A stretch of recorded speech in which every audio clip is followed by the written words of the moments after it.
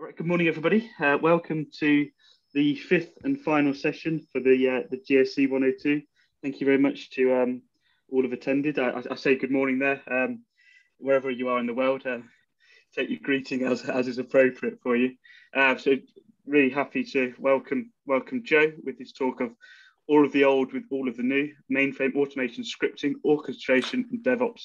With is it Zoe or Zoe, Joe? I don't want to butcher that. Tomato, tomato.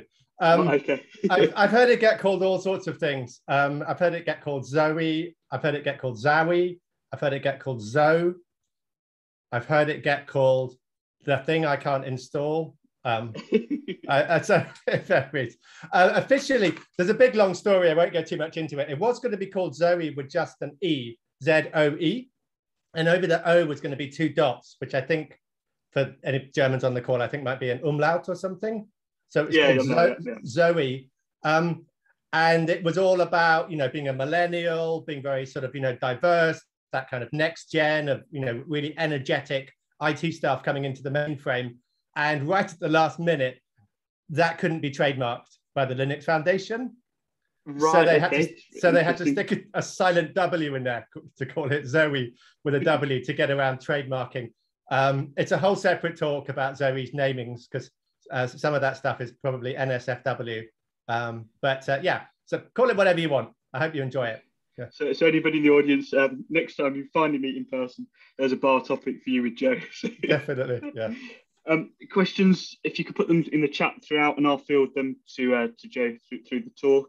And without further ado, over to yourself. Yeah, cheers. Yeah, thanks everyone for joining. We were just chatting earlier. There's a lot of other really great sessions overlapping. So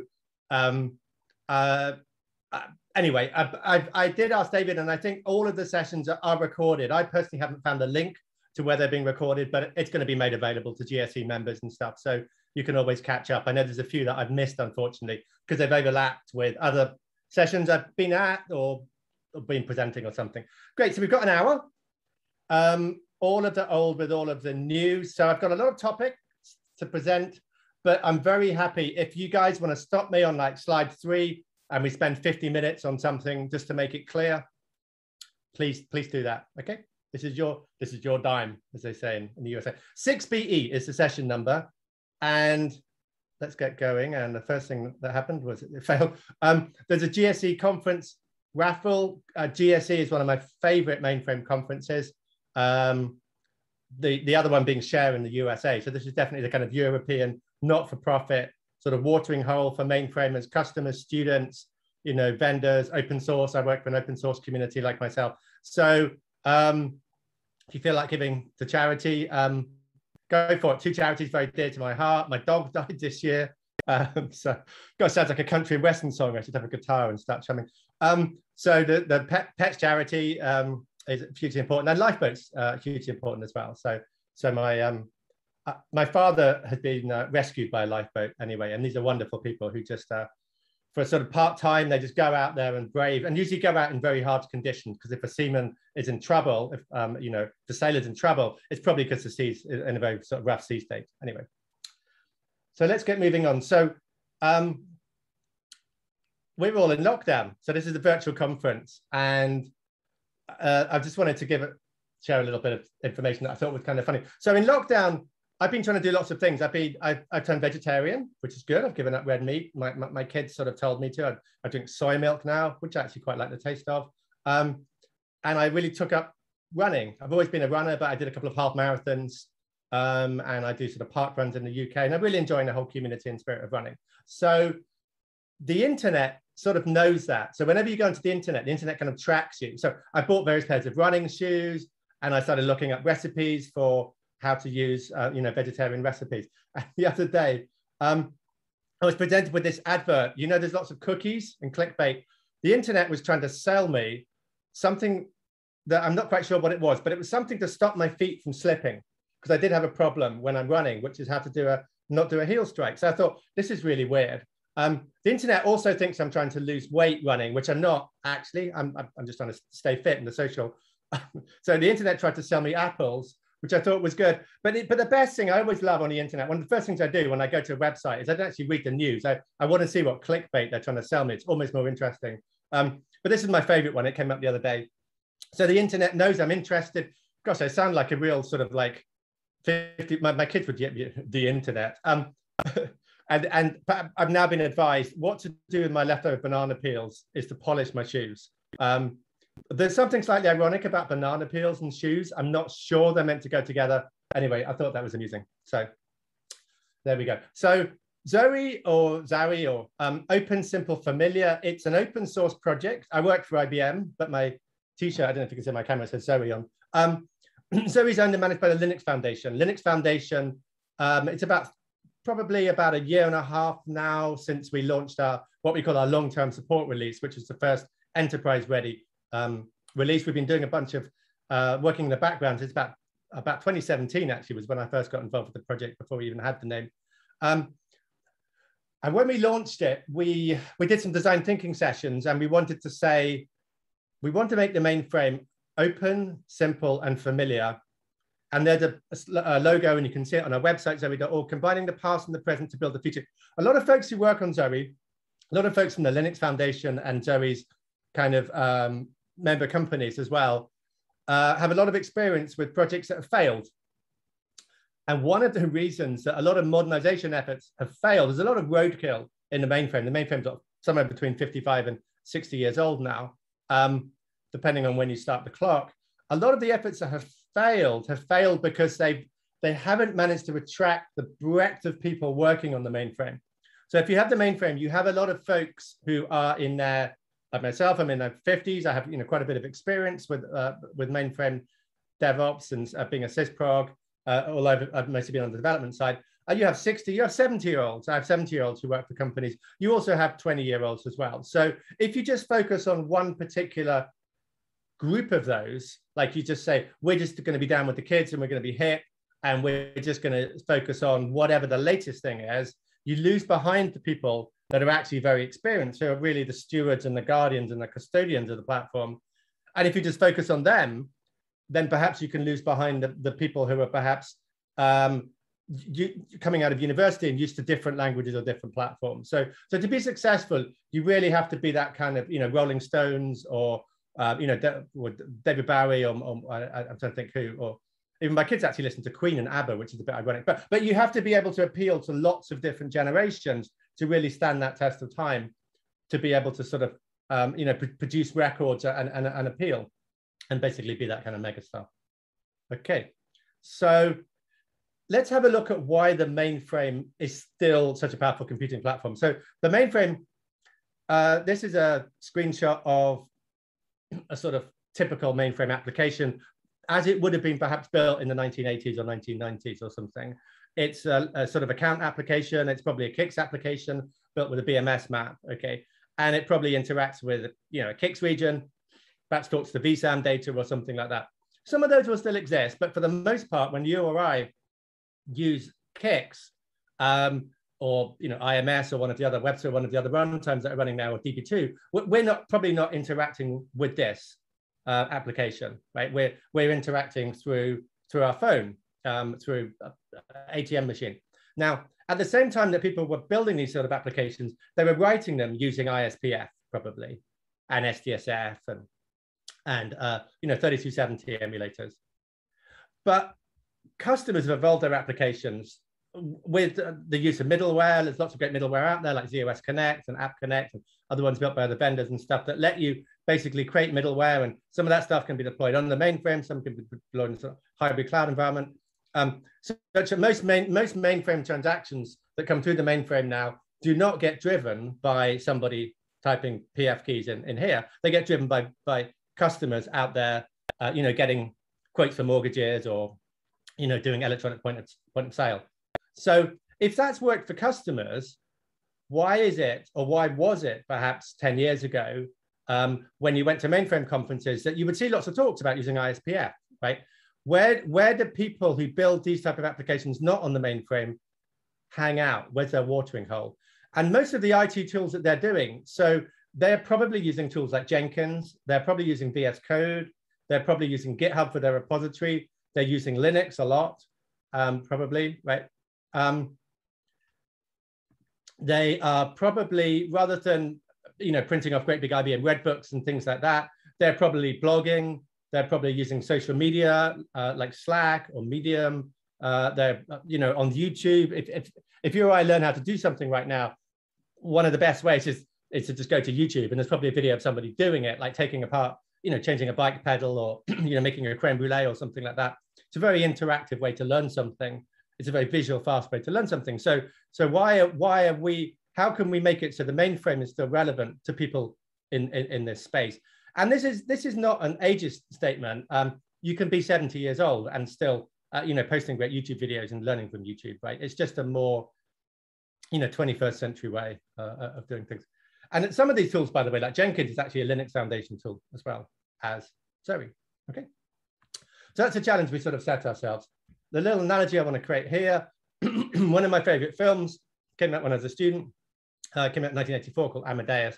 Wonderful film with Tom Hulce, all about the life and, spoiler alert, death of Mozart.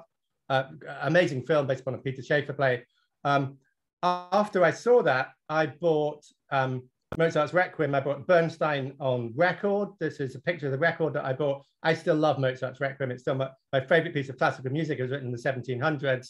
My favorite recording, I used to have a CD of it, George Solti. I listen to that now on Spotify. And unfortunately, in lockdown, I was unable to travel to Barcelona, where my son and I were going to go and see Mozart's Requiem being played in the Palau Musica, but I managed to watch it streaming. So my point is, what I'm trying to say is my favorite piece of music was written in the 17th century, and I've managed to kind of move with the different media by which that's delivered and still enjoy that piece of classical music. And my son, who's 24 years old, also enjoys it. So that's the sort of challenge that we've got. The mainframe isn't built in the 17th century, although some people might think it was, but keep that relevant. Okay, so let's go and look at what mainframers do. Let's look at the sort of over 45-year-olds. These words, some of them perhaps have them sort of tattooed on their body, right? Data sets, JES, JCL, REX, TSO, KICS. It's a kind of sort of panoply of 3-4 letter acronyms. That's the bread and butter, the workhorse, the fuel, the oxygen of a mainframe, right? If you want to get a mainframe to do something, that's where you get it to do stuff, and that's where its legacy of code will have been written.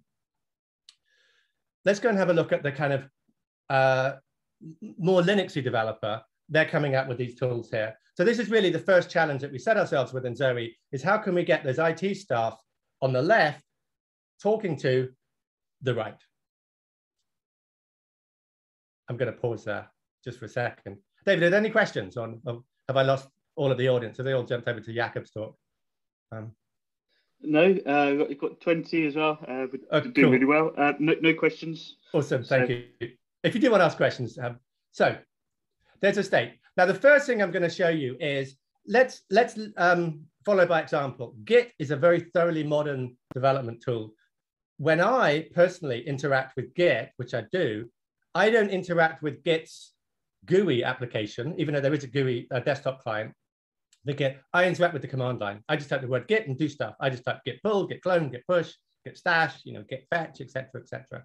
There's a reason. I've got muscle memory in my fingers. I can do that. I can also script it, and because I can script it, I can put it in shell script and bash and do automation. And a lot of pipelines I've written in Jenkins and stuff that interact with Git. That's obviously what they do.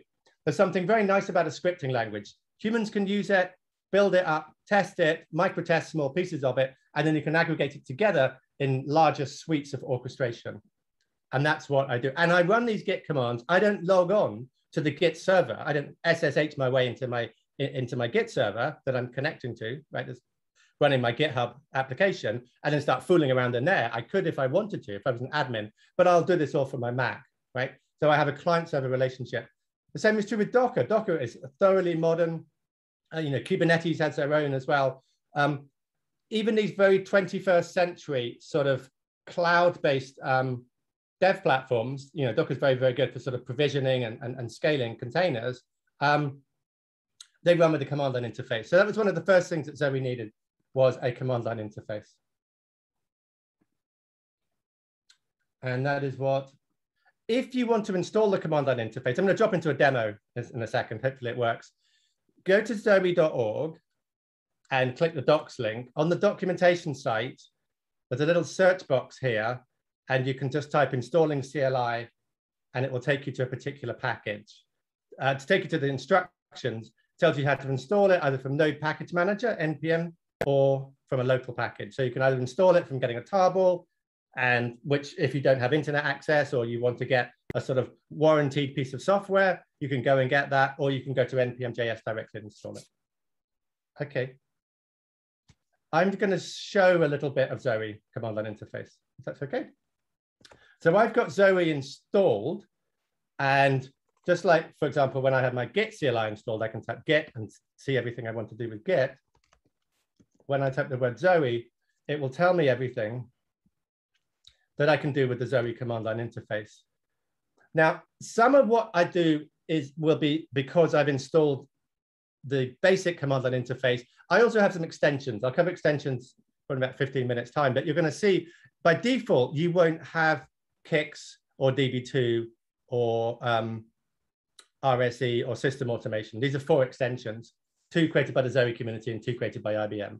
There are currently about 26 extensions. So I'm just going to focus on some basic ones for files. So the first thing I'm going to try and do is remember we had JCL and MVS on the right in that kind of like mainframe, a sort of tattoo parlor of acronyms. So if I type Zoe files, it will tell me everything I can do with files for Zoe. And I can see Zoe files list. Every Zoe command in the command line interface has a long description I can type out, or I can type the short description as well. So I'm just going to do Zoe files list ds winchj.star. That's my high-level qualifier, and I can list out my files. Now, what's good about that, there's a couple of things that's good about that. The first thing that's good about that is I can start doing things like I can say start grep, grep s. Now, grep is a Unix command on my Mac. So what I'm doing with grep x, I'm just grepping for all the ones that have got s in there. So you see scripts where people run the command line interface to orchestrate the mainframe, to get it to do stuff, to pull data down. And then they blend that with the script that they're running from. And then, so in shell script, I mean, grep's very simple, but I can do things like awk, I can pipe it, I can use jQuery libraries, I can start cutting strings. You can do some quite complicated manipulation available because I've got this whole world of things available to me. The first thing I'm going to do now is I had a data set called winchj.jcl, so I'm going to do Zoe files list. I happen to know AM is all members. One thing very quickly, I might show you, whenever I get into trouble with the Zoe command line interface, if I don't remember it, you can type Zoe -HW for help web. And what the help web does is it opens a little that sort of application just on my desktop, a static web page. And I can just say, if I want to say, type the word members, it will search for that. And I can quickly say, okay, if I want to list all members, I can see Zoe, that's not the Zoe one, that's Zoe, the RSE, sorry, that was a different group, system automation. Here we are, Zoe files list all members. And I can see the syntax for this particular command. And I can see samples as well. So I can do copy to copy from the clipboard. I can do Command V to paste. And I'm just going to change that high-level qualifier to be my one. And I can see a list of all of the members. Okay, so that's effectively the equivalent of me going into ISPF. Now, this is JCL. The first member is called copy job. What I now want to do is we're going to submit that job. So if I go Zoe files download ds for the data set, winchj.jcl copy job. It's just the way I'm going to show you what it looks like is I'm just downloading that and I'm going to cat it. And it's a very simple piece of JCL, and it's going to copy the contents of, this is a bit like a sort of CP command in Unix. It's called IBGNR. It's going to copy the content of this data set called from to another one called to in the same member. And if you look, I've got one called from, but I haven't got to. So let's try and submit that. So Zoe jobs submit ds winchj.jcl copy job.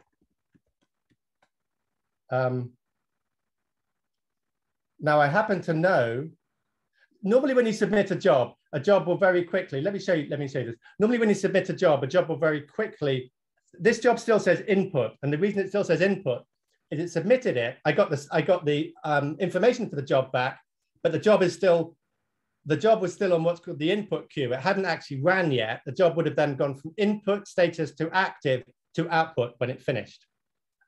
Now I can see if the job finished because I can do that, which is I can show you that I've now got a, oh, sorry, I ran the wrong one again.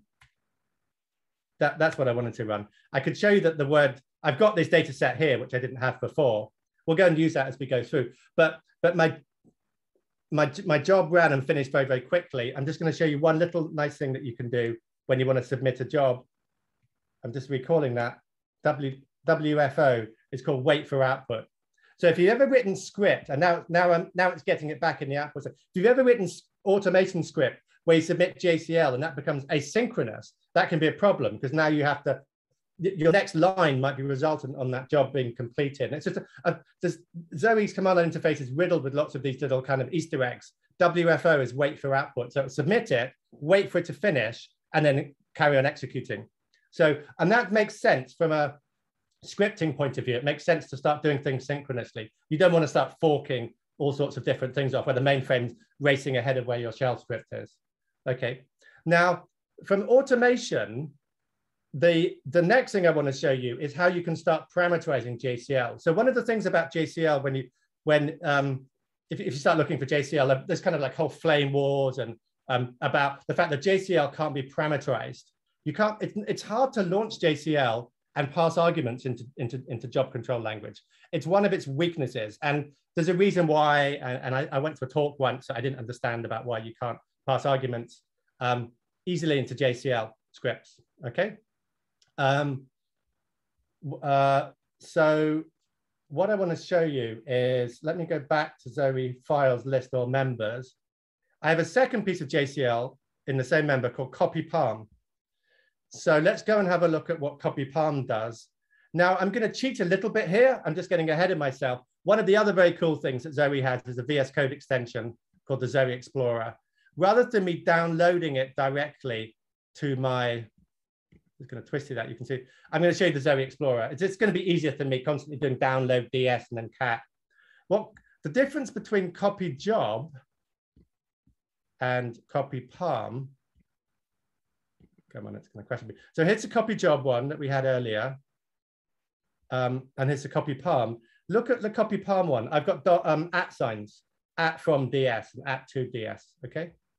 If I was to submit that as is, which I can do, actually, let me show you now. I can just do that right now, just doing submit here.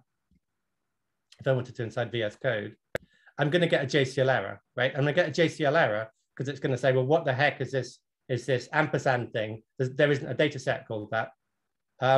So what we can do with some bizarre reason, it's just a bit sluggish this morning. So I'll show you what we're doing with copy.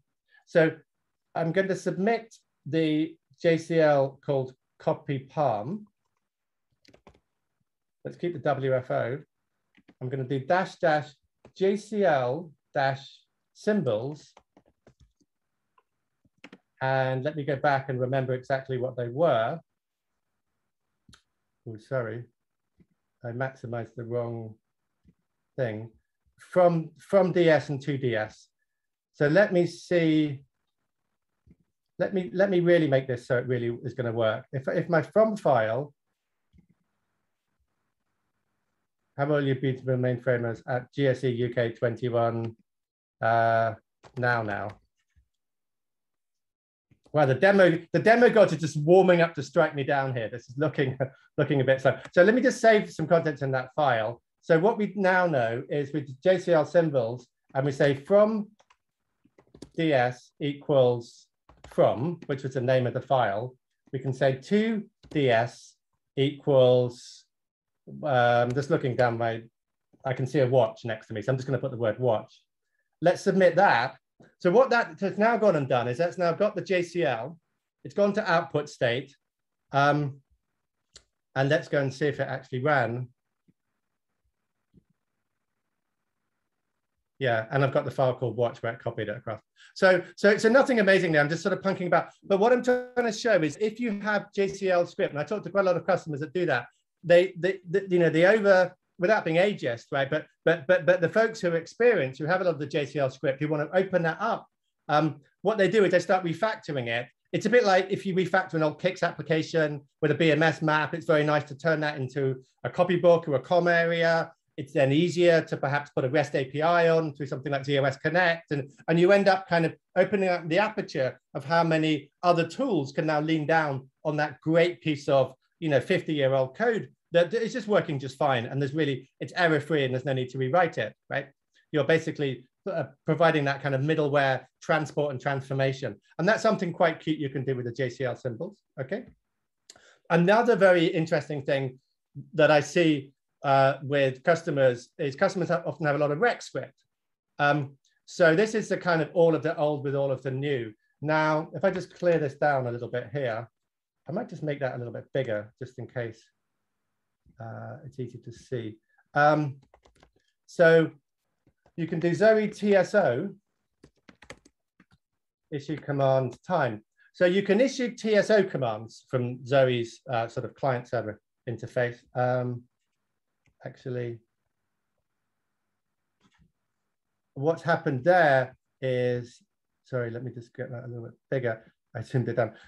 I've got my sign-on message. If I issue --SSN, it suppresses, oops, I'll just switch my Slack off. Sorry, my instant messenger Slack. I don't want to see those popping up.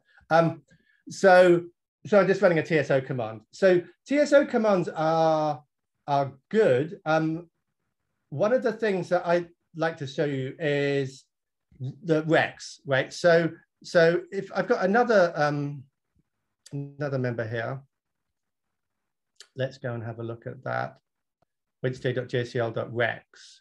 Now, within this here, I've got a very simple piece of recs saying, say hello world from the GSE crowd. Now, I could run this recs directly from here. The syntax is a little tricky.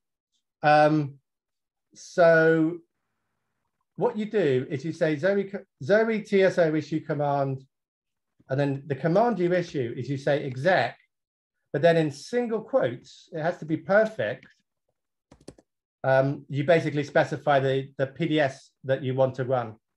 Okay, so winchj.recs hello. Let's check it was the right one. Hello world from the GSE crowd, this lovely day, or something like that.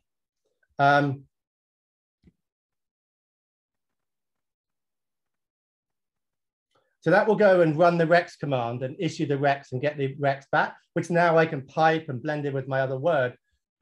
Remember I was talking about parameters earlier. I want to show another couple of cool things. There's a lot of great stuff about recs, but once you get into recs, the world is yours, right? So sometimes I meet people who say, well, it's great that you're all into REST APIs, but I don't have a REST API to do my thing on the mainframe.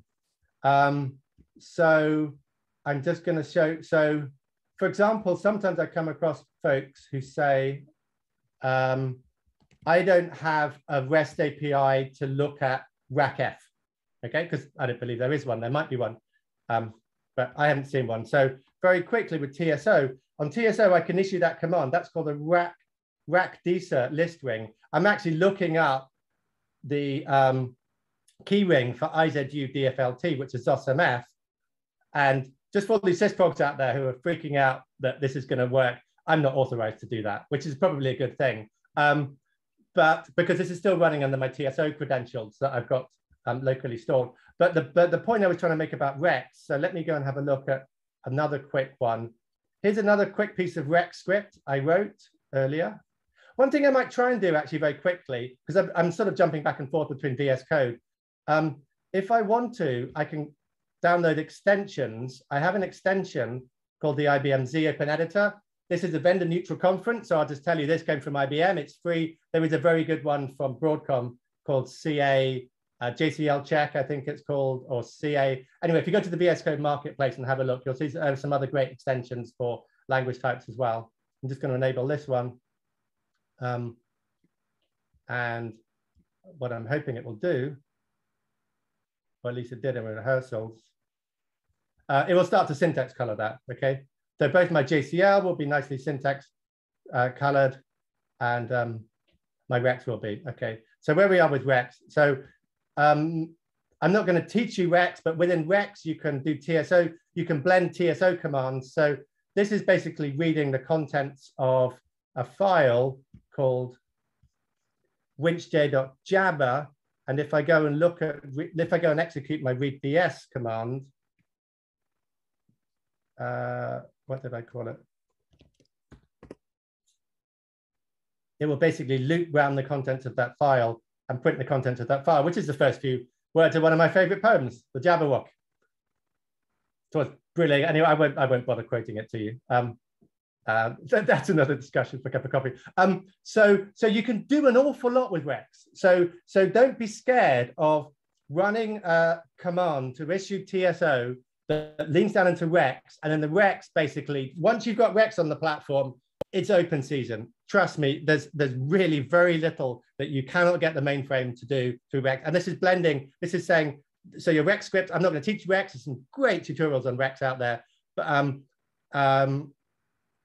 the other quick thing I wanted to show you with Rex is, remember with JCL substitutions, I was passing arguments into my JCL. That's great. That gives you that kind of way to sort of drive the JCL, create a sort of facade pattern on your JCL with the substitution variables. The other one I want to talk about is interpret. If we look at this very simple piece of Rex, what I've got here is I'm saying pass arg command. So I'm passing in an argument called command. If the command is going to, if I'm passing in the command GSE, it's going to say, hello, all you beautiful GSE mainframers. And if it doesn't equal GSE, I'm going to execute my argument. Right, so let's think about the interpret command in Rex. So let me just clear that down. So let me make sure I get it right. So my command is called interpret. INTERP, interp. And what I'm going to do now, inside my single quotes, there are some articles about this, by the way, that I'll point you to at the end, just because if you get this content. So if I type the word GSE, remember the way that we wrote the Rex was it's going to say, let's emit hello, all your beautiful mainframers. So it's going to go into this. So we're driving the case logic. And if I issue anything else, it's going to execute that. So if I execute the command time, if I write the word time in there, this has effectively become a command interpreter. So this doesn't have to be hard coded to say, if this, do that, if this, do that. You can actually start passing in your commands directly that your Rex will interpret for you. And it's now running that. So I could have passed in my whole, rack desert string as well. So the world is your oyster. Once you start taking Rex, you start parameterizing Rex, you start parameterizing JCL, the Rex lets you get into TSO, you can do an awful lot. Okay. Now this thing here, I did start to talk about this. I've gone from here to here. I've gone from this command line world to VS Code. This is more of an automation talk than the DevOps talk, but I'll spend a little bit of time on this. This is the Xeri Explorer, which is a VS Code plugin you can get from the extensions marketplace. So you just go to extensions, type the word Xeri Explorer. If I hadn't installed it, I would just click the word install. Again, our documentation tells you. It's that kind of all of the old with all of the new. This is where most Node TypeScript developers, lots of modern developers sort of hang out these days. It's the kind of sort of eclipse of this kind of like, beginning of the kind of Q2 of the 21st century, if I can call it that. Whereas I think Eclipse was the kind of apex predator for the sort of kind of 1Q of the 21st century. It can do an awful lot. It actually shares the same logic with this.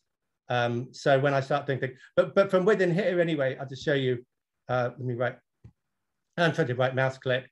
There's a lot I can do, but if I have a profile and I right mouse click, I can actually do things on my profile. I can actually issue TSO commands directly from here. So you can issue a TSO command directly from here, and then you can get the results back in your VS Code terminal. So it's less of the orchestration scenario, but it's a good way to start testing things. Okay. If you want to execute Unix scripts as well, you can also run Unix scripts as well directly through here. So what I'm going to do now, I'm just going to keep an eye on the time. I'm going to go back to my slides.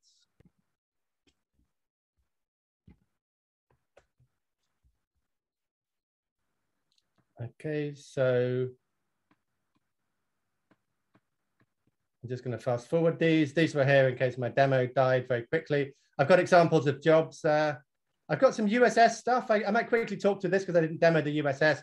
So for USS, what I'm doing here is I'm creating a directory, Zoe files create USS directory, uwinch I'm creating a directory on the mainframe. Then I'm doing touch to just touch a new local empty file on my laptop called new file.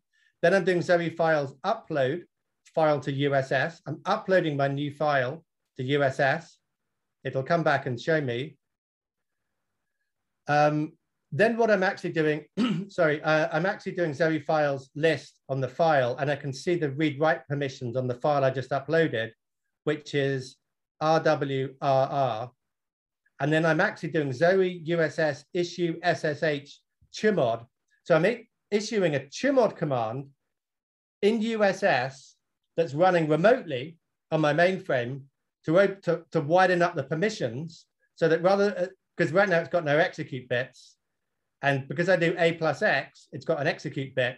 And because it's got an execute bit, I can then run it. So where that's very, very useful is if you have a piece of shell script that you want to run, you can basically create your shell script off platform in a pipeline, in an automation tool, create your Unix shell script, upload that Unix shell script into a location, chmod it if you want to turn it to be executable. I think there might be a way to make it so that when it uploads, it's executable by default, but I wanted to show that you can run, you know, a chmod or a chgroup or whatever you wanted to do to place it on the mainframe and then execute that script.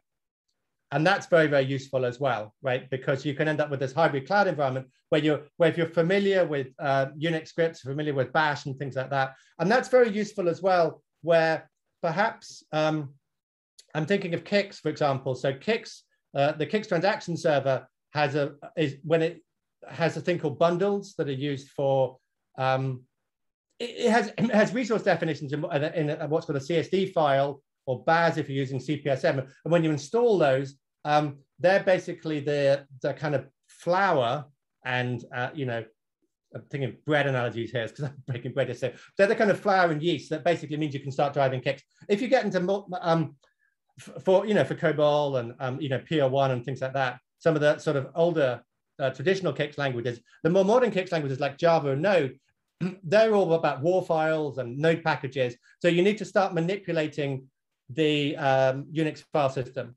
So what you tend to do is you might create a jar file or do a Java-C to compile something off platform or zip something, and then you need to stick it into a Unix directory, change its permission bits for it to wake up. So you can start doing all of that stuff. And in fact, Kix itself actually has something called Kix Bundle Deploy that does that. But that's provided by Kix, and if it doesn't quite do what you want to, and you want to do something a little bit different, you can just orchestrate and write your own script to basically do all of that pushing and manipulating on the Unix file system, so you can have that sort of hybrid Java world running very nicely. Okay. These are here, they're all in the PDF if anybody wants to download them, and they'll all be, so again, I just put these here. Okay, now Zoe profile. So sometimes when I show this to customers, they talk to me about authentication. So this is used by quite a lot of customers. We've had many thousands of downloads of this. There are different ways that it can be authenticated. Your TSO user ID and password can just be stored on your laptop in a text file. That's obviously the least secure way. It can be stored on your laptop, not in a clear text file, but in what's called the secure credential store. The secure credential store is the same place that your web browser will store cookies with information when you last logged onto your bank and stuff like that. So it's basically the client server internet model that we piggyback. So you're not going to have some piece of random malware or when you walk away from your laptop, somebody else can come in and look at that file, but without them knowing your admin password for your laptop.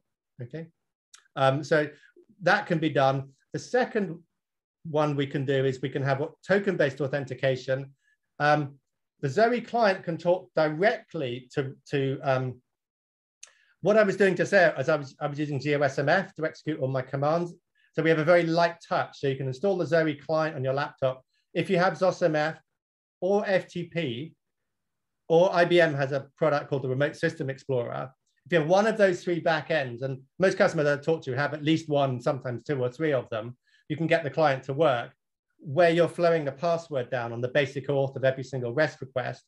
If you don't want to keep the password, have a persistent password, but have a one-time use password using something like multi-factor authentication, which I know a lot of banks and financial institutions do, then Zoe has a component you can put in the middle, which install on ZOS called the Zoe API mediation layer. Little bit of configuration to do. And what you do is you end up with token-based authentications. So the first time you connect, your password is exchanged for a JSON web token. The JSON web token is either stored in plain text in a file on your laptop, or can be stored in the secure credential store. And that's then flowed at the bearer auth of the REST APIs. So what you end up doing is you end up with a one-time use password, but exactly the same way that you can drive JCL with substitution and drive REX for parameters and drive USS and things like that.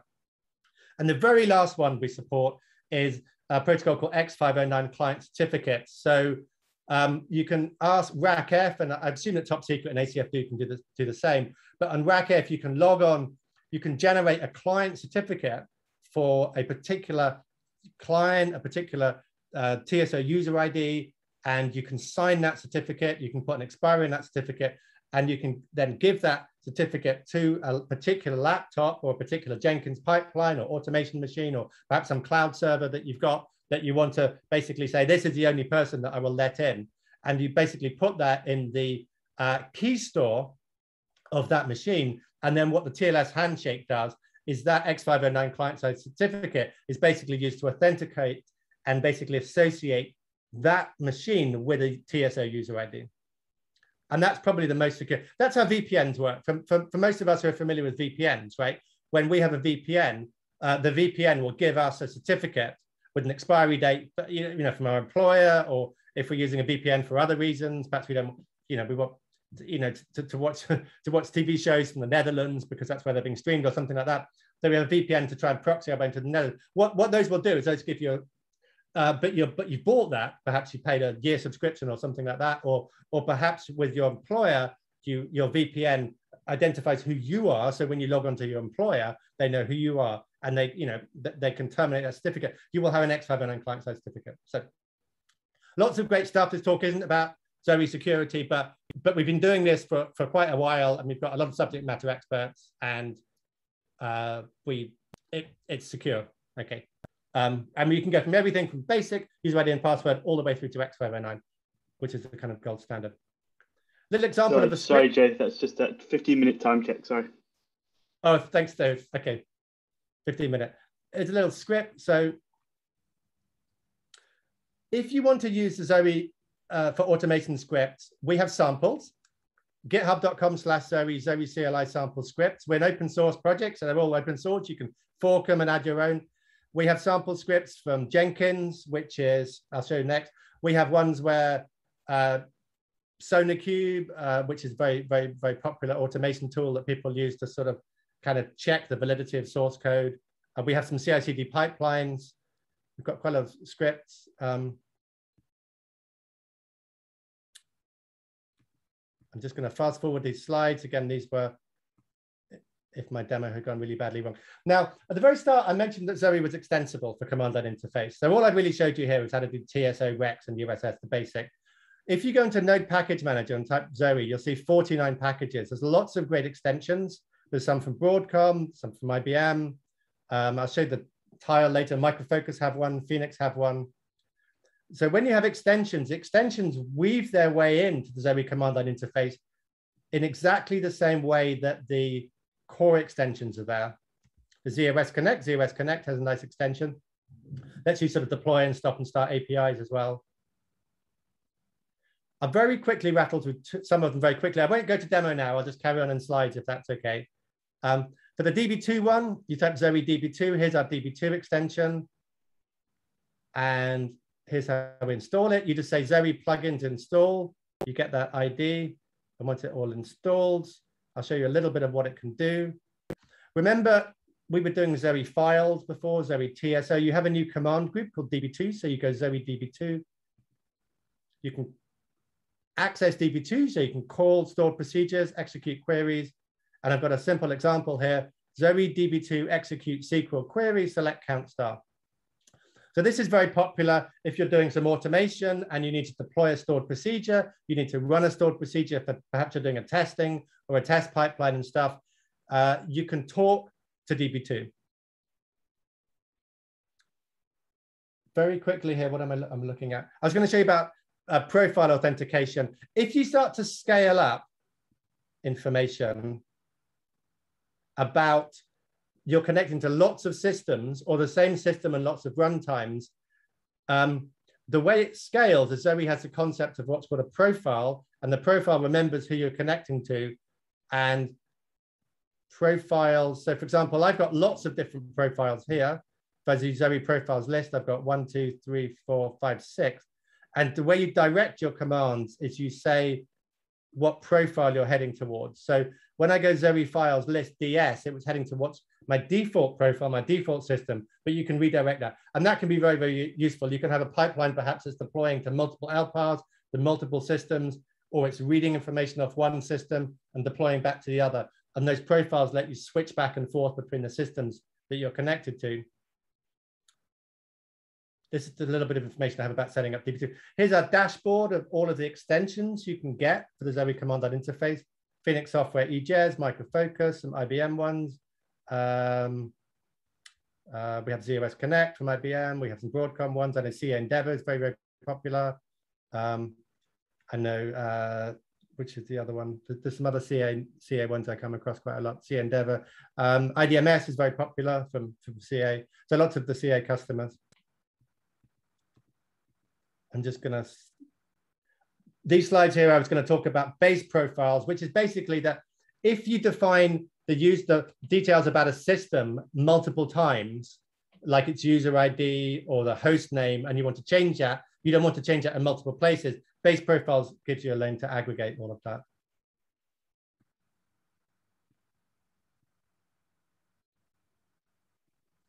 All of those command line interfaces that I showed you just now, you can run to a command line interface, you can run through VS Code, and you can also run directly through the Node SDK itself. So we actually have some customers who write Node applications, perhaps written Node Express, running off platform, or perhaps they write Node applications written in a cloud server to do things like authenticate them or get new hires to log on, provision systems for them. If you're a skilled Node or TypeScript developer, you can directly call the Node packages that we have and just include them in your package.json file without having to code to a command line interface.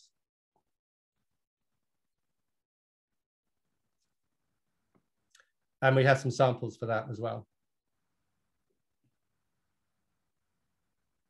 Are there any questions, by the way, David, or anybody?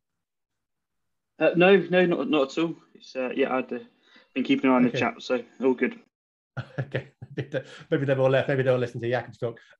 So this is what I was going to show you here about the SDK. So the software development language we have, and what you basically do, we deliver all of our packages on npm.js. So you can just say, here's how you describe. You can just say require Zoe files, require Zoe jobs, and what you're doing in your Node code is you're saying it's a little bit small there, but you can see jobs. So the jobs is the const jobs require, so that will bring in the package for you.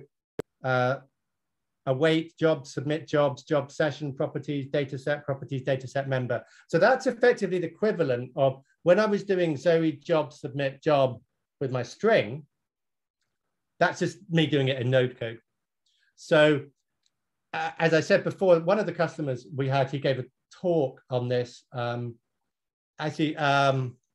I've forgotten the conference anyway, but I'll see if I can find a link, or if anybody wants, they can reach out for me. But what they'd managed to do was they basically had built, they had some Node developers, perhaps part of a hackathon. They built a really great Node dashboard, and that Node dashboard wanted to start showing developers in the morning the status of their work, their compiles, their job, their individual work. They previously had a 3270 application that did that, but they'd modernized that in Node, and their Node developers, who I think were quite sort of, fresh out of college, absolutely hit the ground running with Node, but perhaps less familiar with Mainframe, were basically able to start using these APIs and start submitting jobs. And again, what they did was, with that ability to facade the JCL, facade the rec, start parameterizing that great heavy lifting. One of the things you don't want to do, by the way, when you're in a client-server REST world, you don't want to have a very, very chatty. If your client needs to do something and it goes, I need to go from step 1 to step 2, and I need to do something in between at 1.5, you really want to have one call to do that. Now, if that step requires submitting jobs and copying files and running TSO and parsing and doing lots of logic, you could do a very fat client. That's sort of poor, because you've got lots of latency and IO and things like that. It's much better to do a single hit, to have that sort of atomic way to say, make this happen, and then know it succeeded. So it's quite good for prototyping to do lots of very chatty, but ultimately it's much better if you can have all of that written in a piece of script, whether it's shell script or Rex or JCL. Okay. Another all of the old with all of the new that I just wanted to show very quickly. Zoe has a Zoe desktop. So the Zoe desktop is very useful for folks who, so the VS Code is very good for developers. Not everybody can deploy into their client desktop. So, if you think about how you or I log onto most platforms now, we're probably just using our browser. So the Zoe desktop is a component that can be installed on Zoe, and it's, when you log into that, it has a number of apps. It looks not unlike a kind of sort of very early Mac desktop. You can change the background, you can skin it and theme it if you don't particularly like it. But the Zoe desktop contains a number of applications within it. It contains a nice modern file editor that's very similar to the VS Code one I just showed you. In fact, this particular editor itself is actually what's called the Monaco editor from VS Code. So it's actually the same editor. So you'll recognize some of the same syntax, highlighting, and coloring. And that's a very nice light touch editor. We also have a 3270 emulator. Now, there's a couple of interesting things. Is you can run these editors full screen. I remember once giving a presentation of this, and somebody got really excited. He'd been bored for about 50 minutes, and they got very excited at the end. And he said, so what you're trying to tell me is I can just run a 3270 emulator in a browser without any additional client software, whatever that client software is, whether it's from IBM or another vendor or something like that. And he said, yeah, you can. You have a fully functional 3270 emulator experience. And that client then basically went and just installed it just for that. And there's nothing wrong with that, right? You don't have to be the coolest kid on the block writing TypeScript code to be able to manipulate the mainframe. And what's nice about this, you can run it full screen. And if you know, I just pasted out my domain here, but if you know the path, you can bookmark that, and you can even copy it to your desktop, and you can run other apps as well, full screen. So if I go back here, I don't think I've got time to demo this, but if you imagine here, this is a piece of JCL called ZWK ring, and it's a JCL there. You can actually get the URL location directly for a file. So one of the things that we have customers doing is saying they want to, for example, send, imagine I sent you an email, or I sent you a Slack message, and I said, you know what, this particular file or this particular job log is looking a bit whiffy. Can you have a look at it for me? Can you look at line 57? There's something very nice if I can just send you a URL.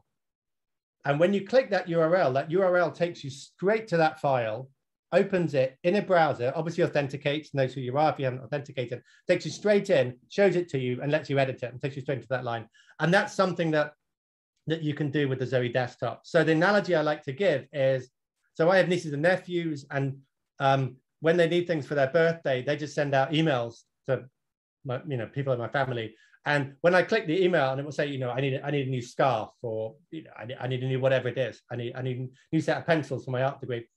That's usually a link to the shopping site that directly sells it. All I have to do is go there, log on and ship it directly to them. There's something very nice about that world, and that works directly. And that brings me back a little bit to that when I was talking about Slack.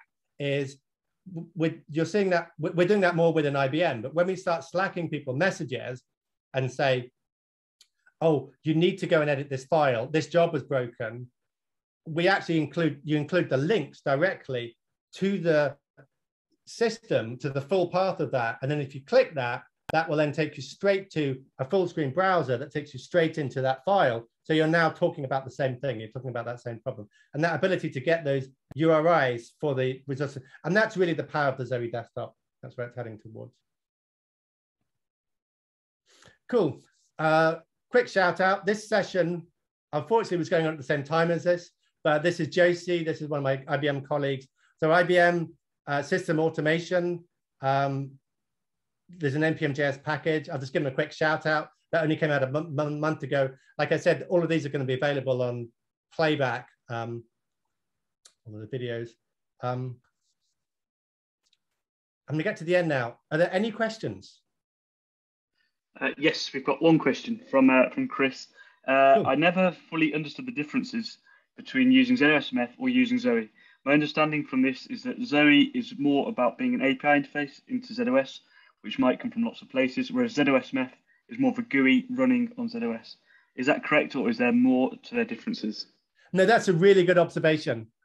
So great question. So ZOSMF is a ZOS management facility, and ZOSMF has a lot of great function in it to do with things for like installing software. It has something called ZOSMF workflows. It has portable software instances that are the kind of next gen of doing SMPE installed. So it's very much meant to be, it's very much the sort of modern sysprog way to do things. And you're right, to use ZOSMF, it's generally a sysprog tool. Now, one of the things that ZOSMF does have is it does have REST APIs. And we use those REST APIs. So that command that you saw me doing earlier, which was Zoe job, submit jobs, and issue command. In that particular instance, I was actually behind the covers, it was calling the ZOSMF REST APIs. It was using that as a sort of non-GUI server.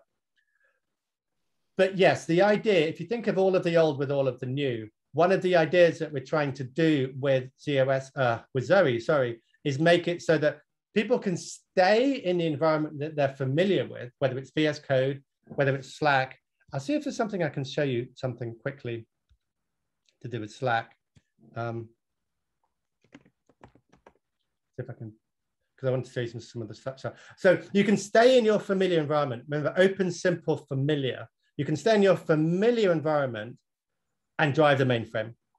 And you can drive Kix and DB2, and you can drive like 27 vendor products, and you can drive ZOS, but you've got this great sort of wealth of like three-dimensional 360-degree things you can drive, and you can integrate that into a whole plethora of client products.